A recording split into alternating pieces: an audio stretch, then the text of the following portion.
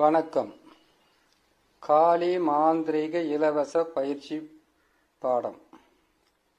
இந்த காளி மாந்திரிகத்தை பொறுத்த வரைக்கும் அஷ்ட கர்மம் என்று சொல்லக்கூடிய 8 வகையான சித்துக்களையும் விளையாடுவது தான் இந்த காளி மாந்திரிகத்தில் நாம் கற்றுக் கொடுக்கக்கூடிய ஒரு பாடம்.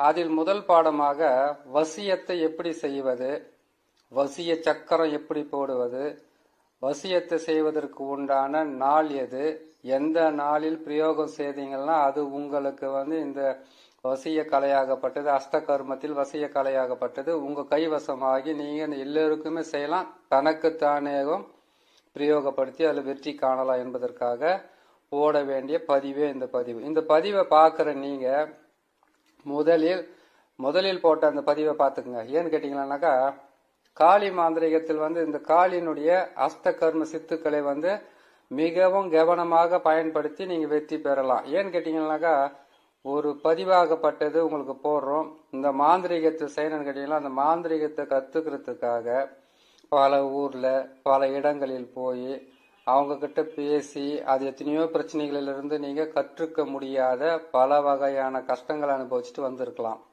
உங்களுக்கு ஈஸியா சொல்றோம், மந்திரம் எந்திரம் பிரயோகம் செய்யக்கூடிய நாள் இடம் இது எல்லாமே உங்களுக்கு பொறுமையா சொல்றதுனால ஒரு மாந்திரிக பிரயோகத்தைய ஒரு மாந்திரிகத்தை கத்துக்கிறதுக்கும் பொறுமை தேவை. அந்த பொறுமை இல்லாம செய்யாதீங்க. அதை விட இது காளியினுடைய அஷ்டகர்மம், வராகினுடைய அஷ்டகர்மம் இருக்கு. அது மட்டும் இல்லாம பல வகையான தேவர்களும் தேவதைகளும் எத்தனையோ வகையில இருக்கக்கூடிய அஷ்டகர்மங்களும் ஒவ்வொன்றும் 8 போட்டுக்கிட்டே வரேன். நான் அஷ்டகர்மத்தையும் ஒவ்வொன்றையும் போட்டுட்டோம். உங்களுக்கு எது பிடிக்குமோ அதை செய்யலாம். இப்ப காளியை பொறுத்த வரைக்கும் அஷ்டகர்மம் செய்யக்கூடிய நாட்கள், அந்த நட்சத்திரம் எந்த நாள்ல செய்யணும், எப்படி செய்யணுன்றத இதுக்கு முன் பதிவை போட்டிருக்கேன். அந்த பதிவை பார்க்காதவங்க பாருங்க, எப்படி செய்யணும் எந்த நேரத்துல செய்யணுன்றது அதை போட்டிருக்கேன். இது கேட்டீங்கன்னாக்கா வசியம் செய்வது எப்படி, அதாவது கேட்டீங்கன்னாக்கா காளி மாந்திரிகம் அஷ்டகர்மத்தில் முதல் கலையான வசியம். வசியத்துல எத்தகையான பிரச்சனைகளோ எத்தகையான தொல்லைகளோ இல்லாம மனிதர்கள் மற்றவங்ககிட்ட இருந்து வசியம் பண்ணி அவர்கள் மூலியமாக நன்மைகளை அடைவது. அது எப்படி அந்த வசியம் கேட்டீங்கன்னாக்கா, முதல்ல வசியம் என்பது ஆணுக்கு பெண் வசியம், தொழில் வசியம், விலங்கு வசியம், சர்வ வசியம், ஜன வசியம், தன வசியம், லோக வசியம். அதுபோல கேட்டீங்கன்னாக்கா, நீர் நிலம் காற்று ஆகாயம் நெருப்பு என்று சொல்லக்கூடிய 50 சக்தியை உள்ளங்கையில் அடக்கி அதற்கு பிறகு பிரயோகம் செய்து அதன் மூலியமாக வெற்றி காணக்கூடிய ஒரு சித்து விளையாட்டு இந்த வசியம் என்பது. இந்த வசிய கலையை முதல்ல நீங்க அது எப்படி சித்தி பண்ணிக்கலாம், சித்தி ஆகணும். உங்களுக்கு சித்தி ஆகணும்னு கேட்டீங்கன்னாக்கா, வசியம் செய்யறதுக்கு நாள் வெள்ளிக்கிழமை, அடுத்தது பாத்தீங்கன்னா புதன்கிழமை, அப்படி இல்லைன்னு கேட்டீங்கன்னாக்கா வளர்பிறையில இருக்கக்கூடிய திங்கள் கிழமை. வியாழக்கிழமை அன்னைக்கு வசியம் பண்ணக்கூடாது, தாராளமா செய்யலாம். நல்லது செய்யறதுக்கு நல்ல நாள் உங்களுக்கு வியாழக்கிழமை மற்றவங்களுக்கு போதனை செய்யறதுக்கும் மற்றவங்களுக்கு செய்து நீங்க பலிதமாகறதுக்கும் அவங்களுக்கு பலிதமாகறதுக்கும் முக்கியமான ஒரு நல்ல நாளாகவே இந்த வியாழக்கிழமை இருக்கும். இதை செய்யணும்னு கேட்டீங்கன்னாக்கா, வசியம் செய்யறதுக்கு வசிய கலையை நீங்க கற்றுக்கிறதுக்கு முன்னாடி அதனுடைய சக்கரம் என்னன்றதை உங்களுக்கு கடைசியில போறேன், அதனுடைய மந்திரம் என்னன்றதை உங்களுக்கு நான் கடைசியில சொல்றேன். இந்த வசியம் செய்யணும்னு கேட்டீங்கன்னாக்கா, முதல்ல நீங்க வசியம்னா என்னன்னு தெரிஞ்சுக்கங்க. ஆண் பெண் வசியம், கணவன் மனைவி வசியம், உற்றார் உறவினர் வசியம், தொழில் வசியம், விலங்கு வசியம், அதுக்கப்புறம் கேட்டீங்கன்னா சர்ப வசியம், நீர் வசியம், நில வசியம், ஆகாய வசியம், இப்படி சொல்லக்கூடிய பல வகையான வசியத்தில் காளியினுடைய அஷ்டகர்மத்தை நீங்க கற்று பயன்பெறுவது. நீங்க வசின்றது மிகவும் முக்கியமானது. இந்த வசியத்தை நீங்க செய்யறதுக்கு முன்னாடி தொட்டா சினிங்கி இருக்கு பாத்தீங்களா, அந்த தொட்டா சினிங்கிய ஆணி வேறு அறுபடாமல் நீங்க பிடிங்க எடுத்துட்டு வரணும். அந்த தொட்டா சினிங்கன்றது 7 வகையான பூக்களை நான் பார்த்திருக்கேன். அது முழுசா போட முடியாது, ஒவ்வொன்றும் தேடி கண்டுபிடிச்சி செய்யறதுக்குள்ள மிகவும் கஷ்டமா இருக்கும். அதனால நீங்க என்ன செய்றீங்கன்னு கேட்டீங்கன்னாக்கா, தொட்டா சினிங்கி எங்க இருந்தாலும் சரி அந்த தொட்டா சுருங்கினுடைய வேறு அறுபடாம நீங்க அதை எடுத்துட்டு நீங்க வச்சுக்கோங்க. வச்சுட்டு வெள்ளிக்கிழமை, புதன்கிழமை, வளர்பிறையான திங்கட்கிழமை, அப்படி இல்லைன்னு கேட்டீங்கன்னா வியாழக்கிழமை, இந்த நாட்களில் அதிகாலையில எந்திரிச்சு குளிச்சு அதுக்கப்புறம் கேட்டீங்கன்னாக்கா புனஸ்காரம், அதை கேட்டீங்கன்னாக்கா குளிச்சு ஒரு வெள்ளை வஸ்திரமோ அப்படி இல்லைன்னு கேட்டீங்கன்னா பச்சை, கருப்பு, சிவப்பு, நீல கலர் எந்த விதமான வஸ்திரமாக இருந்தாலும் அதை நீங்க கட்டிக்கிட்டு கிழக்கு முகமா உக்கார்ந்து நீங்க உக்கார மாதிரி, இல்ல வடக்கு முகமா உக்காரதா இருந்தா கிழக்கு முகமா நீங்க ஏற்றி வைக்கிற தீபமாகப்பட்டது எரியணும். அதாவது ஏற்கனவே உங்களுக்கு அந்த பதிவை பார்த்தா தான் இந்த பதிவு புரியும். அதாவது நீங்க பூஜை பண்றீங்க இல்லையா, பூஜை பண்ண போறீங்க, நெய்வேத்தியம் பண்ண போறீங்க, அதுக்கு வந்து பொரி, அவல், பொரி, கடலை, அதுக்கப்புறம் பத்தி, சூடம், பழம், இது எல்லாமே வைக்கிறீங்க. முடிஞ்சவங்க வந்து காளியினுடைய வசியத்தை நீங்க செய்யணும் கேட்டீங்கன்னாக்கா மாமிச உணவும் நீங்க செய்து போடலாம். அதாவது கேட்டீங்கன்னாக்கா நான்வெஜ் நீங்க செய்து கீழே போட்டுட்டு அதுக்கப்புறம் நீங்க பிரயோகம் பண்ணலாம். அது வந்து கேட்டீங்கன்னா அதிகாலையில நீங்க செய்யறதுக்கு முதல்ல வந்து கேட்டீங்கன்னாக்கா முதல் படியே மாந்திரிகை எப்படி செய்யறதுன்னு ஒரு பதிவு போட்டிருக்கேன்னு சொன்னோம் இல்லையா, அந்த பதிவாகப்பட்டதை நீங்க முழுசா கேளுங்க. கேட்டீங்கன்னா அதுல இருந்து தான் நீங்க மூலமா கத்துக்கிட்டு வெளியில வர முடியும். அதனால அதை முழுமையா கேட்டு செய்துங்க. அதுக்கு முன்னாடி இந்த வசியம் செய்யணும்னு கேட்டீங்கன்னாக்கா உளுந்து மாவு இருக்கு பாத்தீங்களா, அதான் வெள்ளை உளுந்து, கருப்பு உளுந்துல வெள்ளை உளுந்து மாவை எடுத்துக்குங்க. அதை எடுத்து என்ன பண்ணுங்கன்னாக்கா ஒரு ஒரு உருவ பொம்மை மாதிரி செய்யுங்க. அப்படி உளுந்து மாவால உங்களுக்கு செய்யறதுக்கு முடியல அப்படின்னு கேட்டீங்கன்னாக்கா மாந்திரீகம் கத்துக்கிறதே மற்றவங்களை காப்பாத்துறதுக்கு தான். அப்படி இருக்கும்போது ஏழை எளிய மக்களா இருக்கிறவங்களுக்கு இதெல்லாம் வந்து இந்த கலையெல்லாம் வந்து வசப்படுமா, நமக்கு யாராவது நல்ல குருவா இருந்து குருமார்களாக இருந்து கத்து கொடுப்பாங்களான்னு மனக்கவலை நிறைய பேருக்கு இருக்கும். முடியாதுன்ற சூழ்நிலையில அவங்களுக்கு வந்து இது ஒரு வரப்பிரசாதமாவே அமையும். எப்படின்னு கேட்டீங்கன்னாக்கா உங்களுக்கு உளுந்து மாவால செய்ய முடியலன்னு கேட்டீங்கன்னாக்கா பச்சரிசி மாவை எடுத்துக்குங்க. வசியத்துக்கு அரிசி மாவு கண்டிப்பா வேலை செய்யும், கடையில் கூட வாங்கிக்கலாம். அந்த அரிசி மாவை எடுத்து ஒரு சிறிய பெண் உருவ பொம்மையா செஞ்சிடுங்க. செய்துட்டு வாழை இலையில அதை வச்சு அந்த உருவத்தை செய்துட்டு அதுக்கு வந்து என்ன பண்ணீங்கன்னாக்கா வளையல், மஞ்சள், குங்குமம், அது மட்டும் இல்லாம வாசன திரவியங்கள், ஜவ்வாது, புணுக்கு, கஸ்தூரின்னு சொல்லக்கூட வாசன திரவியங்களை வந்து அதை வந்து வச்சுக்கோங்க. அதை வச்சுட்டு என்ன பண்ணீங்கன்னாக்கா அந்த உருவ பொம்மையை செய்து வச்சுட்டு பக்கத்துல நான் போட்டு இருக்கிற சக்கரத்தை கூட நீங்க ஒரு தகட்டுல எழுதி, அதாவது நான் ஒரு சக்கரை ஒண்ணு உங்களுக்கு நான் போட்டு காட்டுறேன். இந்த சக்கரை தான் வசிய சக்கரன்றது கடைசியில உங்களுக்கு நான் சொல்றேன்.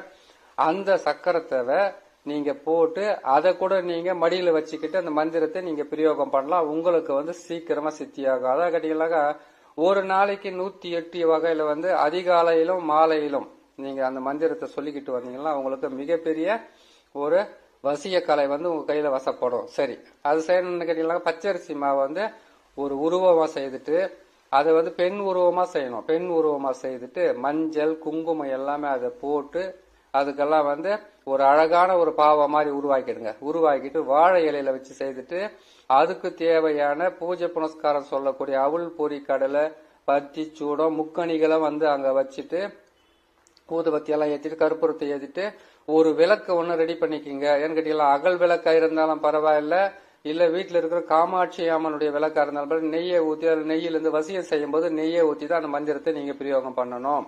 எள்ளெண்ணெய் ஊற்றியும் செய்யலாம். நெய் ஊற்றி செய்யறதுனால வசின்றது சீக்கிரமா வசப்படும். அதை நீங்க செய்துட்டு அது கிழக்கு முகமா அந்த விளக்கினுடைய எரியுறது, அந்த திரி பத்தி எரியுது வந்து கிழக்கு முகமா இருக்கிறோம். நீங்க வடக்கு முகமா வந்து உக்காந்துக்கிட்டு தர்பாசனம் சொல்லியிருக்கேன், தர்ப புல்ல கீழே போட்டு அதுக்கு மேல நீங்க உக்காந்துக்கிட்டு நீங்க என்ன பண்ணீங்க கேட்டீங்கன்னாக்கா உடம்பு மேல வந்து கீழே, அதாவது கேட்டீங்கன்னாக்கா நீங்க உட்காரும்போது ஆணாக இருந்தால் தர்ப புல்ல கீழே போட்டுட்டீங்க, அதுக்கு மேல நீங்க உக்காடுறீங்க. ஆனா உடம்பு மேல பாத்தீங்கன்னாக்கா சட்டை இருக்கக்கூடாது. கழுத்துல வந்து நீங்க ஏதாச்சும் மணி போட்டுக்கலாம், படிக மணி போட்டுக்கிட்டு இருக்கலாம். அப்படின்னு கேட்டீங்கன்னா மந்திரத்துங்களை உரு போடுறதுக்காக ஏதாச்சும் ஒரு மணி யூஸ் பண்ணுவீங்க இல்லையா, படிக மணி அப்படின்னா துளசி மணி, அப்படின்னு கேட்டீங்கன்னா நாகமணி, கருமணி போடுவீங்க இல்லையா. ஏதாச்சும் ஒரு மணி போடுறீங்கன்னாக்கா அந்த பச்சை கலர்ல இருக்கிற மணின்றதெல்லாம் போடுறீங்களா, அந்த மாதிரி ஏதாச்சும் ஒரு மணி உங்க கழுத்துல போட்டுக்கிட்டு இருக்கலாம். கிழக்கு முகமா உட்காந்துக்கிட்டு நான் இந்த பதிவுல கொடுக்கக்கூடிய இந்த மந்திரத்தை வந்து பொறுமையா உட்காந்து 108 முறை அதிகாலையில சொல்லுங்க, மாலை நேரத்துல சொல்லுங்க.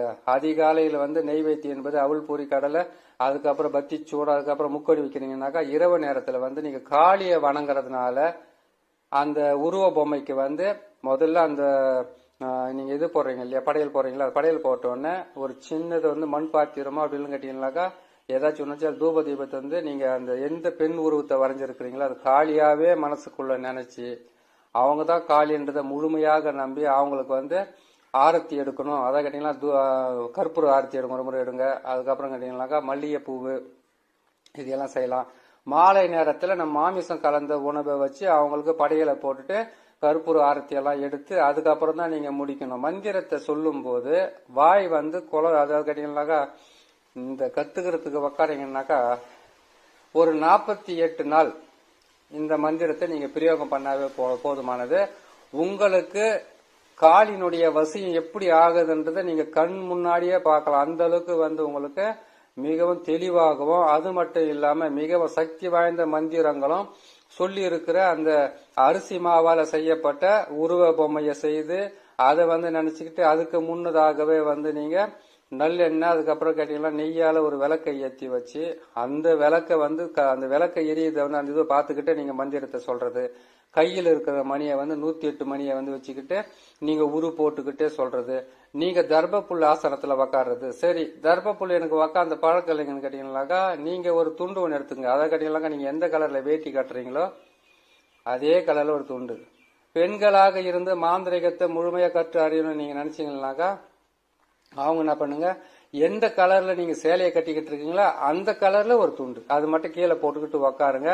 ஆனா தர்ப புல்லை நீங்க போட்டுக்கிட்டு உக்காந்தீங்கன்னா 48 நாள் முடிந்த உடனே அந்த தர்ப புல்லை எடுத்து ஒரு மை செய்யலாம்.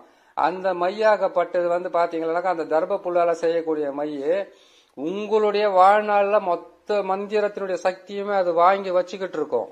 நீங்க சொல்ற அஷ்ட கர்மம் என்று சொல்லக்கூடிய அத்தனை வகையான மந்திரங்களையும் நீங்க மேல உக்காந்து சொல்லும் போது நீங்க அந்த தர்ப புல் ஆசனத்து மேல அமர்ந்து கொண்டு நீங்க சொல்றதுனால அந்த மந்திரத்தினுடைய சக்தி வந்து அந்த தர்ப புல்லு மேலே இருக்கும். அந்த காலத்துல புலி தோல் மேலேயும் மான் தோல் மேலே உக்காந்தாங்க. இந்த காலத்துல போய் அப்படி உக்காந்தோம்னாக்கா அது உக்காந்து எந்திரிக்கிறதுக்குள்ள போலீஸ்கார் வந்து வாசல் நின்றுப்பாங்க. புரியுதுங்களா? அதனால அது மேல எல்லாம் உக்கார முடியாது. நீங்க என்ன செய்றீங்கன்னு கேட்டீங்கன்னாக்கா தர்ப புல்லு வாங்கி போட்டு உக்காருங்க. அப்படின்னா தொட்டாசு நீங்க சொன்ன இல்லையா, அதையும் கொண்டு வந்து தர்ப புல்லோட சேர்த்து வச்சு வைக்கலாம். இது வந்து ஒரு மாந்திரிக ரகசியம் ஒண்ணு இருக்குது. ஏன்னு கேட்டீங்கன்னாக்கா மந்திரத்தை சொல்லிக்கிட்டு இருக்கோன்றதை விட அஷ்ட கர்மத்துக்கும் நமக்கு முக்கியமா தேவைப்படக்கூடிய மையின்னு ஒண்ணு செய்வோம் இல்லையா, அது வந்து அதான் கேட்டீங்கன்னா கருவுல செய்யக்கூடிய விஷயமும் இருக்குது. அதுக்கப்புறம் வந்து கேட்டீங்கன்னா இந்த தர்ப புல்லுல வந்து தொட்டாசினிங்கி, அதுக்கப்புறம் கேட்டா அகில், அதுக்கப்புறம் கேட்டீங்கன்னா பல வகையான மூலிகை இருக்கு. அதையெல்லாம் போட்டு நீங்க உக்காந்து ஆசனமாக உக்காந்து 48 நாள் உரு போடக்கூடிய அந்த மந்திரங்களால 8 வகையான அஷ்ட கர்மத்துக்கும் அந்த மையை நீங்க பயன்படுத்தலாம்.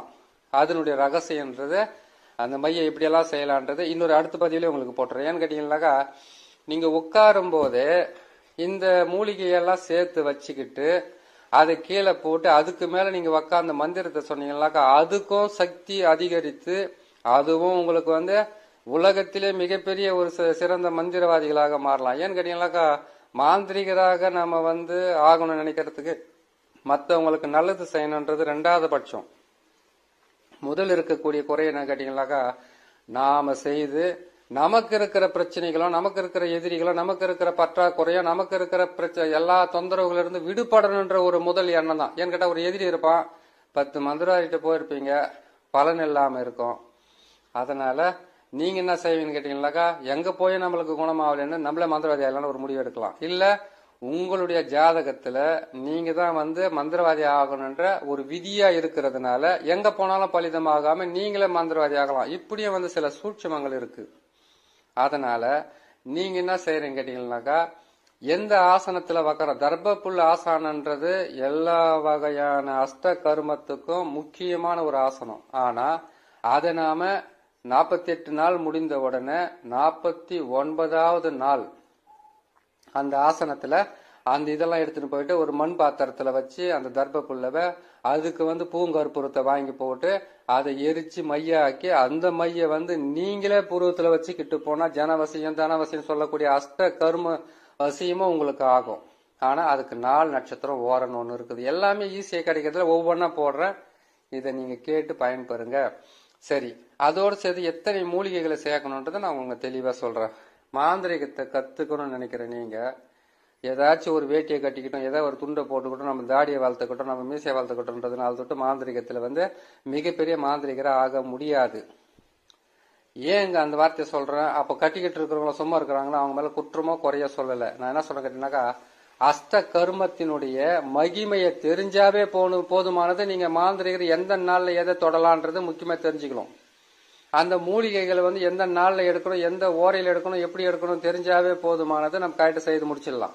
சரிங்களா? அப்படி இருக்கும்போது என்ன பண்ணீங்கன்னா, மாந்திரிகத்தை பிரயோகம் பண்றது எப்படி, மாந்திரிகத்தை பிரயோகம் பண்ணி ஜெயிக்கிறது எப்படி, என்னென்ன செய்யலான்றதெல்லாம் வந்து நான் சொல்றேன். இப்போ நான் போட்டிருக்கிற இந்த காளியினுடைய அஷ்டகர்மத்தில் வந்து வசிய சித்து, வசியம் என்று சொல்லக்கூடிய ஒரு கலை, அஷ்டகர்மத்தில் முதல் கலை வசிய கலை. அந்த வசிய கலையை செய்வது எப்படி, அதனுடைய மந்திர பிரயோகம் எப்படி, எந்த நாள்ல செய்யணுன்றதையும் உங்களுக்கு முதல்ல சொல்லியிருக்கேன். அந்த நாளையே நீங்க பயன்படுத்திக்கிங்க. அது செய்வதற்கு முன்பதாக இந்த ஆசனத்துல உட்காந்து வெள்ளிக்கிழமை முதல்ல ஆரம்பிக்கலாம் அவசியத்துக்கு. திங்கக்கிழமை இருந்தா வளர்க்குறியா இருந்தா அன்னைக்கு ஆரம்பிங்க.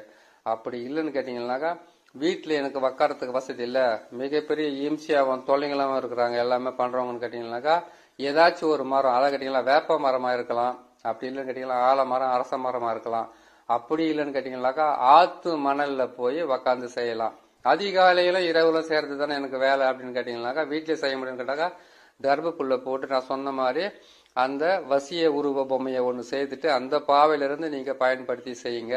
செய்யறதுக்கு முன்னாடி அந்த விளக்கு சொன்ன இல்லையா, நெய் விளக்கு, அந்த நெய் விளக்கு ஒன்று அகல் விளக்குல போட்டு ஏற்றலாம். அப்படி இல்லைன்னு கேட்டீங்கன்னாக்கா, காமாட்சி அம்மன் விளக்கு இருந்தாக்கா அதையும் போட்டு நீங்க செய்யலாம். இந்த வசிய சக்கரத்தையும், அந்த சக்கரத்தையும் உங்களுக்கு நான் போடுறேன், அந்த மந்திரத்தை நான் போடுறேன். இதை உக்காந்து அதிகாலையில சூரியன் உதிக்கிறதுக்கு முன்னாடி 108 உரு போடுங்க. ஒரு மணியை வாங்கி வச்சுக்கிட்டு அந்த மணி மூலியமா சொல்லிக்கிட்டே வாங்க. நீங்க உக்காரது வந்து தர்பப்புள்ள ஆசனத்தை மேல இருக்கணும். முடியலன்றவங்க வந்து நீங்க எந்த கலர்ல வேட்டியை கட்டிக்கிட்டு இருக்கீங்களோ அந்த கலர் வேட்டியில வந்து ஒரு துண்டு ஒன்று வாங்கி மடிச்சு போட்டு அது மேல உட்காந்து செஞ்சுங்க. தர்பப்புள்ள போட்டு உட்காந்து செஞ்சீங்கன்னாக்கா, உங்களால வந்து உங்களை காப்பாற்றக்கூடிய ஒரு முக்கியமான ஒரு மைய செய்யக்கூடிய ஒரு மிகப்பெரிய ஒரு ரகசியம் இருக்குது அதுல. அதை நான் நாளைக்கு போடக்கூடிய பதிவில் நான் போட்டுக்கிட்டு வரேன். சரிங்களா? இதை செய்றீங்க. சரி, இதை செய்யும் போது தர்பப்புல் எல்லாம் வாங்கிட்டீங்க, இதெல்லாம் செய்றீங்க, தீட்டு படக்கூடாது. தீட்டுன்றது வந்து வீட்டுல வந்து அம்மா இருக்கிறாங்க, மனைவி இருக்கிறாங்க, பொண்ணு இருக்குது, அக்கா தங்கச்சிங்க இருக்கிறாங்க, அவங்க வந்து மென்சஸ் ஆயிட்டா என்ன பண்றதுன்னு கேட்டீங்கன்னாக்கா, அதுக்காக ஒரு ரூமை ஒண்ணு தனியா ஒதுக்குங்க. ஒரு சின்னதா ஒரு 10க்கு 10 ரூம் இருந்தாலும் அந்த ரூமை ஒதுக்கி அதுல வந்து ஒரு அந்த காளியினுடைய உருவ பொம்மை அப்படின்னு கேட்டா, உருவ சிலை அப்படின்னு கேட்டீங்கன்னா, உருவ போட்டோ அப்படின்னு கேட்டீங்கன்னா, நீங்க வந்து அந்த அரிசி மாவால செய்றீங்க பாத்தீங்களா ஒரு உருவ பொம்மை, அதையே காளியாக நீங்க செய்து கூட அதை நீங்க கண்ணால பாத்துக்கிட்டு நீங்க சொல்லலாம். சொல்லும் போது இந்த மந்திரம் சொல்லும் போது வந்து தீட்டு படக்கூடாது. இது கத்து முடிக்கிற வரைக்கும் தான். கத்து முடிச்சதுக்கு அப்புறம் வந்து அதுக்குள்ள வந்து உங்களுக்கு ஞான மார்க்கன்றது வந்து அதிகமா கிடைக்கும் போது நீங்களே தெளிவுபட நீங்க செய்யறதுக்கு ஆரம்பிச்சிடுவீங்க. தீட்டு படக்கூடாது, சாவு தீட்டுக்கு போகக்கூடாது. ரெண்டாச்சுங்களா? காளிக்கு தான் நான்வெஜ் எல்லாமே பிடிக்குனாக்கா, அது நீங்க கத்துக்கிட்டதுக்கு அப்புறம் தான் அது பத்தியெல்லாம் நீங்க முடிவு பண்ணணும். ஆரம்பத்துல வந்து ஒரு மாந்திரிகத்தை கத்துக்கும் போது தடைகள் நிறைய வரும். ஏன்னு கேட்டீங்கன்னாக்கா, ஆத்மாக்களை பொறுத்த வரைக்கும் வசியம் செய்வது, காளிய வசியம் செய்வது, அவங்க தடைகள் கொடுப்பாங்க. என்னன்னு கேட்டீங்கன்னா, அவங்களை செய்ய முடியாத மாதிரி தடுக்குவாங்க. அதையும் மீறி நீங்க கத்துக்கிட்டு பிரயோகம் பண்ணும்போது அவங்க உங்களுக்கு துணையா இருப்பாங்க. ஏன்னு கேட்டீங்கன்னாக்கா, அவங்க எதுக்காக அந்த தடைகளை கொடுக்குறாங்கன்னு கேட்டீங்கன்னாக்கா, அந்த தடை இவங்க வந்து நம்ம மேல நம்ம கத்து கொடுத்த அந்த நம்ம சொன்ன இந்த கலையை வந்து இவங்க கத்துக்கிற நோக்கத்துல இருக்கிறாங்களா, இச்ச ஆசைகளுக்காகவும் பற்று, அதாவது பாச பந்தங்களுக்காக இவங்க வாழுறாங்களான்றது சில தடைகள். அதாவது கேட்டீங்கன்னா, அந்த டைம்ல வந்து உறவினர்களோட இறப்பு அப்படின்னு கேட்டீங்கன்னா, யாராவது ஒரு பெண் வந்து பெரிய மனுஷி ஆகுறது, இல்ல யாராவது குழந்தை பிறக்கிறது, அப்படி இல்லைன்னு கேட்டீங்கன்னாக்கா உங்க வீட்லயே வந்து மென்சஸ் ஆகிறது, இப்படி பல வகையான பிரச்சனைகள் வரும்போது அதையும் தாண்டி செய்யணும்னு முயற்சி பண்ணி செய்தீங்கன்னா, இந்த காளியினுடைய மாந்திரிகம் சொல்லக்கூடிய அஷ்ட கர்மம் 8மே வந்து உங்க கை வசமாகி, அவங்க உங்களுக்கு வசமாகி, நீங்க மக்களுக்கு வசமாகி அதுக்கப்புறம் செய்யக்கூடிய மிகப்பெரிய ஒரு ரகசியமான வேலை தான் இது. இந்த மாந்திரிகத்துல வெறும் இந்த மந்திரத்தை சொன்னா மட்டும், இது மந்திர உரு, இது மந்திரங்கள் சொல்றது. மந்திரம் என்பது உங்க உடலில் இருக்கக்கூடிய எந்திரங்களை எல்லாம் பலப்படுத்தி உங்களை வந்து ஒரு சக்தி வாய்ந்த மனிதனாகவும் பல சக்திகளை வந்து உள்வாங்கி உங்க உடலுக்குள்ள அதை நிலைநிறுத்தி மற்றவங்களுக்கு பயன்படுத்தக்கூடிய ஒரு மனிதராகவே நீங்க மாறி மற்றவங்களுக்கு நன்மையை செய்யலாம். நீங்க சொல்லும் போது அது உங்களை காத்துக்கிட்டு இருக்கிற மாதிரி நீங்க சொன்ன வார்த்தையும் அது பலிதம் பண்ணி கொடுப்பதற்காக தான் இந்த மந்திரங்கள் சித்தியாக வேண்டும். அப்படி சித்தியானதான் உங்களுக்கு நன்மைகள் நடக்கின்றத உங்களுக்கு நான் தெளிவா சொல்லிக்கிட்டே வரேன்.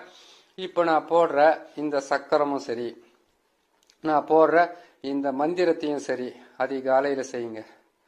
காலையில் ஒரு முறை குளிங்க செய்யறதுக்கு முன்னாடி. அதே மாதிரி நைட்டில் உக்காரீங்களா, குளிச்சுட்டு போய் உக்காந்து செய்யுங்க.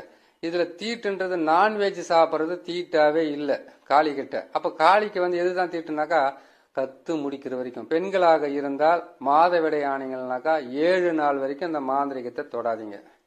தொட்டா நீங்க இப்ப வேணா நல்லா இருந்துடலாம், வயதாக வயதாக இந்த அஷ்ட கருமம் தான் சொல்லிக்கிறாங்க, அஷ்டமா சித்துன்னு சொல்லல.